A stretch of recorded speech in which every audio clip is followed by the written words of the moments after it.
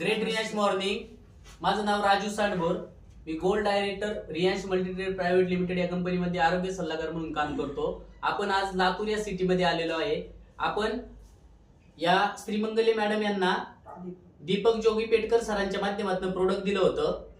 आपण त्यांच्या तोंडून ऐकूया त्यांना हे अमृत ज्यूस घेण्याआधी काय त्रास होता आणि अमृत ज्यूस घेतल्यानंतर काय फरक जाणवला. मॅडम तुमचं नाव सांगा.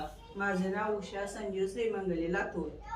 तर मी माझ्या भावाने म्हणजे दीपक जोगी पेटकर यांनी सांगितलं की हे औषध रियांश माझ्या बहिणीला फरक पडला आणि तू घे म्हणून. मग मी घेतलं तर माझं अगोदर बीपी जास्त होता, 180 काही 250 225 बीपी होता माझा. नंतर वजन वाढलेलं, अंगावरती सूज, चिडचिडेपणा ते सतत राहायचा. मग मी हे औषध घेतल्यानंतर आता सध्या माझा बीपी नॉर्मल आहे 120. फक्त एक किट संपलेलं आहे माझं.